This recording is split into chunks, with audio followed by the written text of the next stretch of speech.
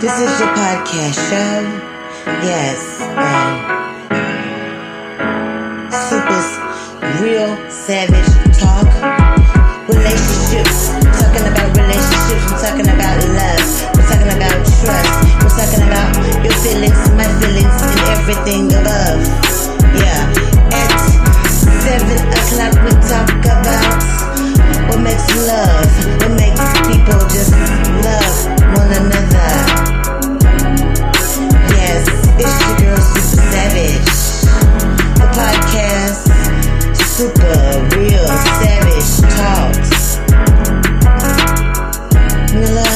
Love, I'll teach you how to be a boss.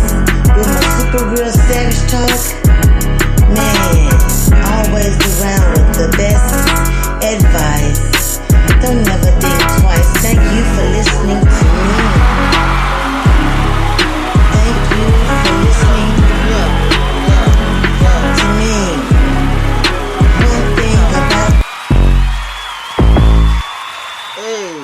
What's going on, y'all? This your girl Super Savage, and this is Super Real Savage Talks.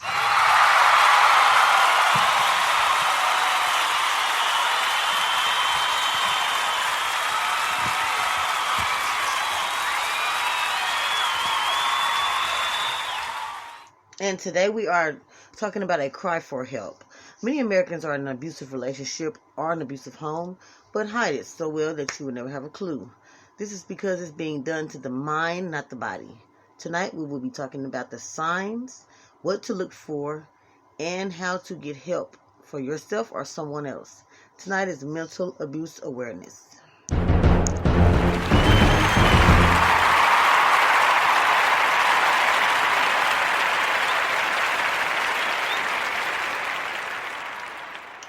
I'm your host, Super Savage. Now, I will try to get in a quote of the day. But if I don't get it in, then we will definitely do it again. We're reaching our 25th mark. That is when we are going to do our season finale. So stay tuned. This will be our first season.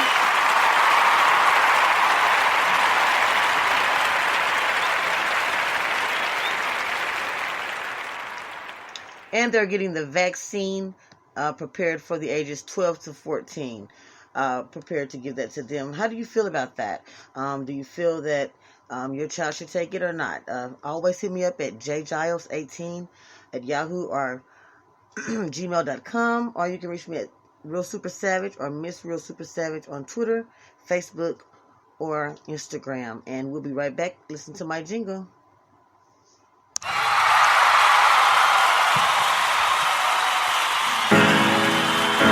This is your podcast. Yeah. You know what time it is. It's time for your relationship advice. It's time to listen. It's time to get some advice about your situations as you're working at your house and at your wherever you want it to be. I can give advice to you. This is Super Savage. Super Real Savage Talk podcast. Come in at 7, sometimes at 8 o'clock. I will have the hottest interviews, have the hottest Q&As, have the hottest birthday celebrate, have the hottest parties, have a heart to heart when you're feeling lonely. I'm Super Savage, the podcast with a lot of heart. Super Real Savage Talk. Yeah. So we are back, and this is your host, Super Savage. And how was everyone's Mother's Day? Mine was pretty, stayed to myself, pretty, I was kind of depressed a little bit. I lost my mother, and I had a stepmom, and I lost her this weekend in Little Rock, Arkansas. My son and my dad, they threw a celebration for them at Burns Park in North Little Rock. So I didn't attend, but it was a real big thing for the community. So yeah, I thought they had t-shirts and they had games and they had a speaker there, and it was really nice. So what is mental abuse? It's psychological abuse. It involves a person attempts to frighten, control, or isolate someone. It's in the abuser's word or action, as well as in their persistence in these behaviors. They could abuse, could be your spouse, or it could be a romantic partner, or it could just be a friend that is very, very, very controlling. We are also talking about emotional and narcissistic abuse, and the reason why I have added those two is because they go hand in hand with each other.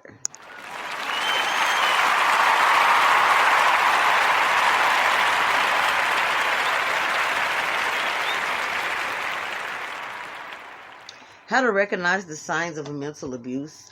You're humiliated all the time. You're criticized. You're controlled. You feel shame after speaking with your spouse or your lover. You're always being accused or blamed for something that is not actually going on. You're in denial about it. You're emotional and neglected, and you're isolated. So those are some things that we're going to talk about today.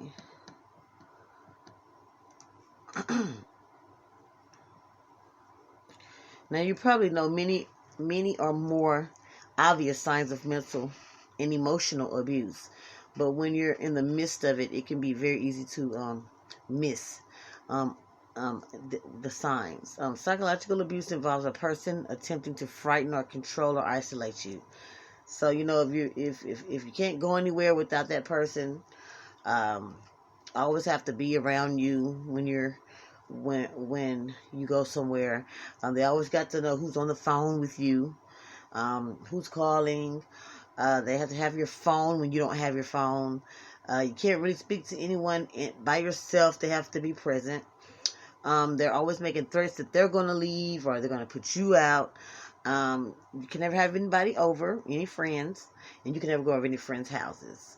And abuser words or actions, like I said, can tell these behaviors. The abuser could be your husband, and it's just normal for you. Or it could be your parent, a business partner, a caretaker. It could be a romantic partner. No matter who it is, though, you don't deserve it, and it's not your fault. I'm going to learn more about this right now. Now, humiliation and criticizing. Now, those are some tactics that are meant to undermine your self-esteem. The abuser wants you. The abuse is so harsh and unrelentingly matters, big or small.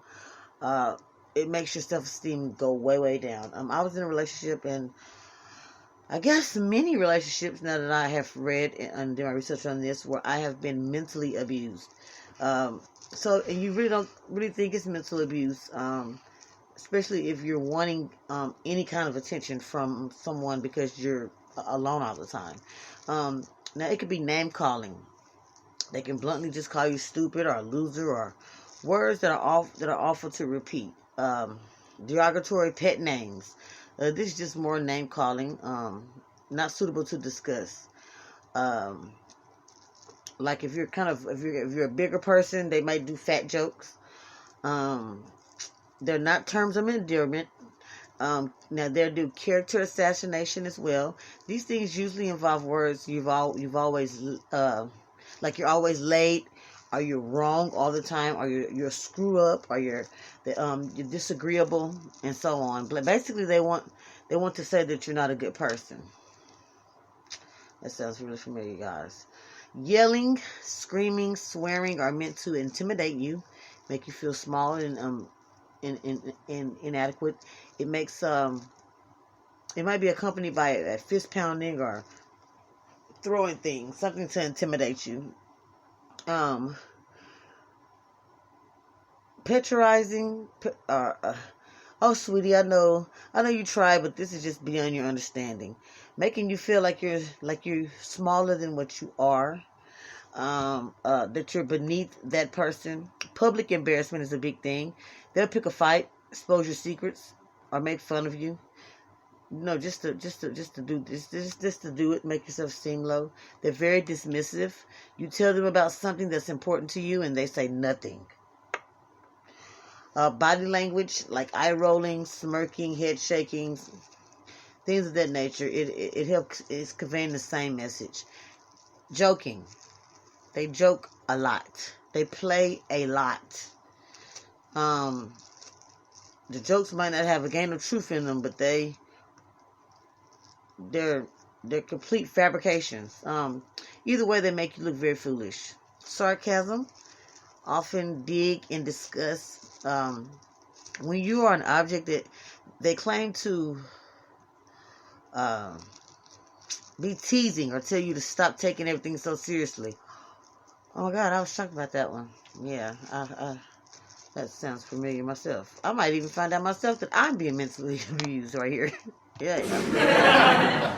I feel like, this is some stuff really hitting home. They might tease you, insult your appearance. They tell you just before you go out that your hair is ugly or that outfit is a clownishy. Belittling your accomplishments. The abuser might tell you that your achievements mean nothing, or they may even claim responsibility for your success. The put downs of your interests, things that you like to do. They might tell you that your hobby is childish or a waste of time, or they might say that you're out of your league. You don't really know what you're doing. When they get done, you'd rather not even participate or be around it. Pushing your buttons. Once your abuser knows a little bit something about you, they'll start annoying you. Bring up or do anything, any chance they get to try to humiliate you. And this is the first stage of mental and emotional abuse. And I found out that I am being mentally abused. So yeah. I have to do something about that. That's crazy.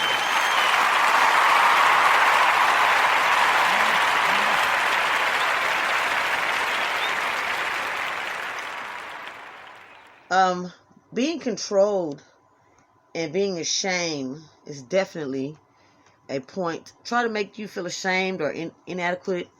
It's just another path of power for them. Threats, telling you that they'll take the kids and disappear, or saying things that they might do. Monitoring your whereabouts. They might want to know wherever you're at. Like I said, respond to your calls or texts immediately. If you're not responding to the calls or text messages, yeah, they get upset. They might show up just to see if you are where you are supposed to be. Like if you at the store, they just might show up at the store. Y'all, that's crazy. Digitally spying. They might check your internet history, emails, text messages, call logs. They might even demand your passwords.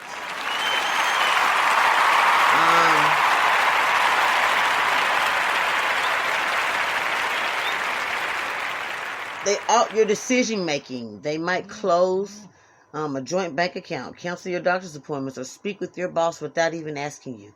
Financial control. They might want to keep your bank account in their name only, to make you ask for money. You might even be expected to account for every penny you spend. They're going to continue to lecture, badger on about your errors and your wrongdoings. Make it clear that that they think that you're beneath them. They're going to give you direct orders. Get off my table now. Come right back now. Stop asking me now. Orders that are expected to follow despite your plans of confer. So even if you don't want to do it, it's something that has to be done right then and there. Outbursts. You were told to cancel whatever you had going on with your friends. You didn't do it, so now you have to put up with the red face, or the anger of an uncooperative spouse. Treating you like a child. They tell you what to wear, how much to eat, who you can and can't be friends with. They make you feel helplessness. They may say things that they don't. They may say that they don't know how to do something. Sometimes it's easier to do it yourself or to explain to them how to do it. They know that this is taking advantage of you. Being unpredictably. They expose with rage out of nowhere. Suddenly shower you with affection or become dark and moody at the drop of a hat to keep you walking on eggshells. They walk out in a social situation. Stumping out of the room, leaves you holding the bag at home. They do that too. It's a tool to keep the problem unsolved. Using others, the abuser may tell you that everybody thinks you're crazy, or that they're all saying that you're wrong, and things of that nature. If any of this is hitting home to you, we're going to have some helpful tips and some helplines when we return. We're talking about mental abuse, as well as narcissistic abuse and emotional abuse. This is super real savage talks. Underestimate me. I got a podcast addiction. Now please just turn around and listen. Super savage, super real savage talk. It's 7 o'clock, sometimes even 8. I might be late. I teach about dating. If you afraid to heal by yourself, I will help you heal. If you also just want me to lend an ear, I will just listen. My job is to always pay attention, and I want to make sure that you have a good time with my podcast. Relax with my podcast show. It's like being at home. You never be alone. This is the super real savage talk. Listen closely. Anything you want to talk. Thank you. I'm your host, Super Savage, and this is Super Real Savage Talk. And we are talking about being abused in a mental way. That's the body, but the mind and the spirit. One thing we were talking about was being humiliated. Now let's talk about being accused, blaming you for everything, and being in denial. Now the behavior comes from the abuser insecurities. They won't try to create hereditary in which that they're not going to be on top of on top, and you're at the bottom. They're going to be like, if you're at the bottom, you're at the bottom. If they want to be right where you are. So here are some examples. They're jealous. They accuse you of flirting or cheating on them. They're turning the tables on you all the time. They say that you're causing them to be raged, or they bring a lot of pain to you. They deny something that is true. An abuser would deny an argument or even an agreement that took place. This is called gaslighting. It's meant to make you question your own memory and sanity. Very, very, very controlling. They're using guilt. They might say something like, "You owe me this. Look at what you've done," in an attempt to get their way. Gloating or blaming things. Abusers know just how to upset you, but once the trouble starts, it's your fault now. You did it. You started it. Saying things of that nature, trying to get you to feel like that you're the problem. Break up with you out the blue. You ain't did nothing. They just it's you. I can't deal with you. Don't even give you a reason. Just get out of my life. They just don't want to see you all of a sudden anymore. Let's see what else. Denying that they're even abusive. When you complain about the attacks and the abuse, they will start denying it, seeming be, shocked or taken back, and say that you're going crazy. They accuse you of the abuse, say that you're the one who has the anger control issues and that they're the victim and that you're doing it to them. I've had that said to me in almost every relationship I've been in, and I know I wasn't the abuser. Isn't that something that's crazy? Let's see here. When you want to talk about your feelings, they accuse you of overreacting and making mountains out of molehills or molehills. You're reacting just oblivious. You need to quit it. You're throwing a tantrum. They blame you for their problems. So whatever is wrong in their life is your fault. You're not supporting them enough. You don't do enough. You stuck your nose in where it doesn't belong. They destroy and deny. They might crack your cell phone, lose your keys, and say that they had nothing to do with it. Emotionally neglect and isolation is next after all of that has been done to you. Now here comes the whole mountaineer on you. An abuser tends to place their own emotions, needs ahead of yours. Many abusers will try to come between you and people that are in supportive of you, because they think, they feel threatened. They do this by demanding respect. No perceived slight will go unpunished. If you're expected to do something and you don't do it, they're all over you. But if they do it, it's okay. It's a one-way street with them. They're shutting down communication. They ignore your attempts to conversate with them. You can go by phone or by text. They won't answer. No, they won't answer at all.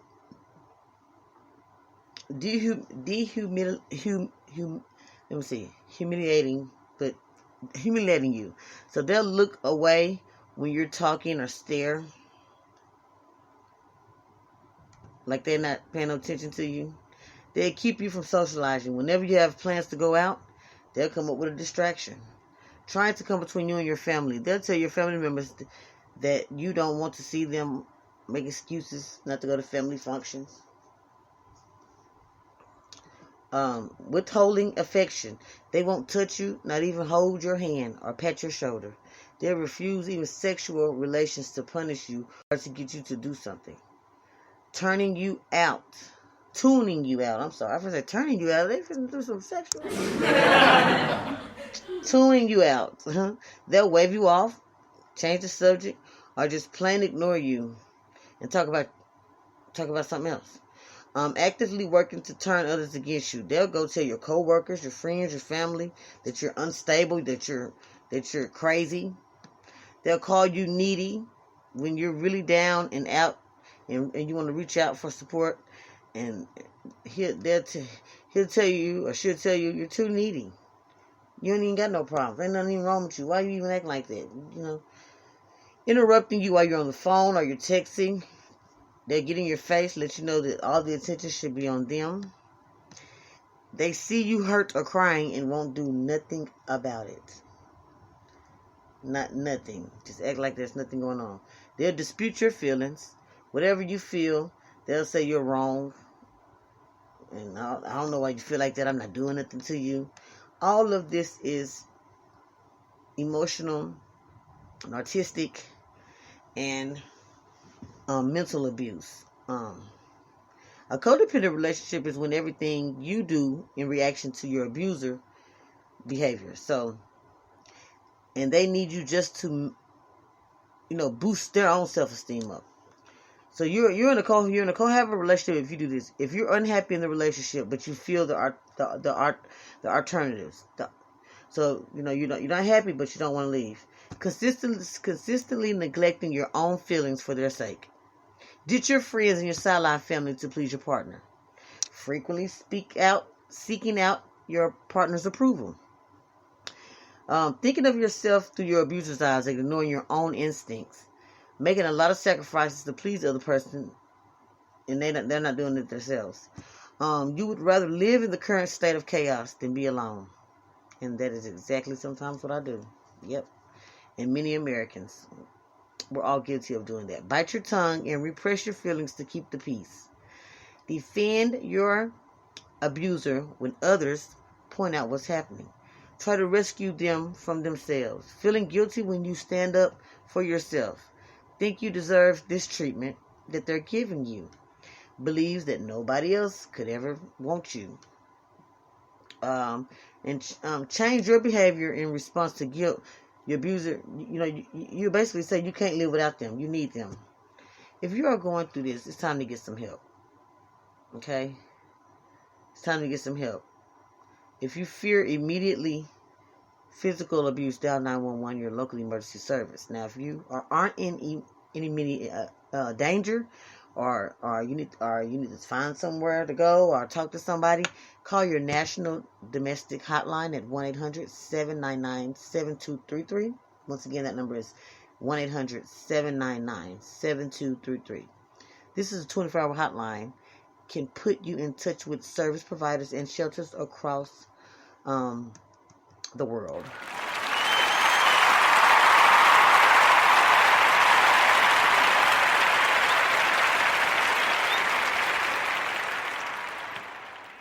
Now, your choices come down to this. Accepting that the abuse isn't your responsibility. Don't try to reason with the abuser. You might want to help, but unlikely they'll break this pattern of behavior without professional counseling. It's their responsibility, not yours.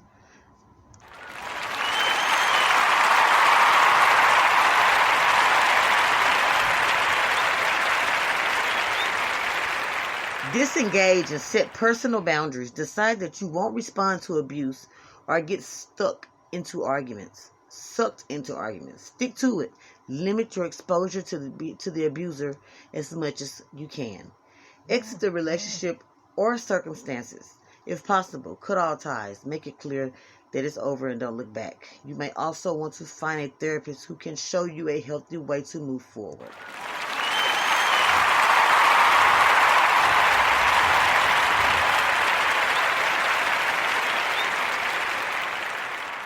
Give yourself time to heal. Reach out to support family and friends members. If you're in school, talk to a teacher or a guidance counselor. If you are at work, find you a therapist or a person at work you can confide in who can help you recover.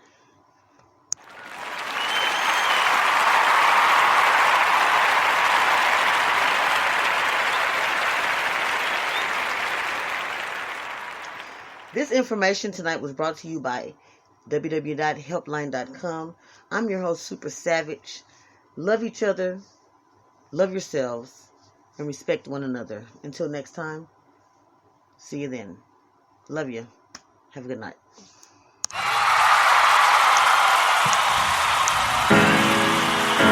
This is your podcast show. Yes. Super's Real Savage Talk. Relationships,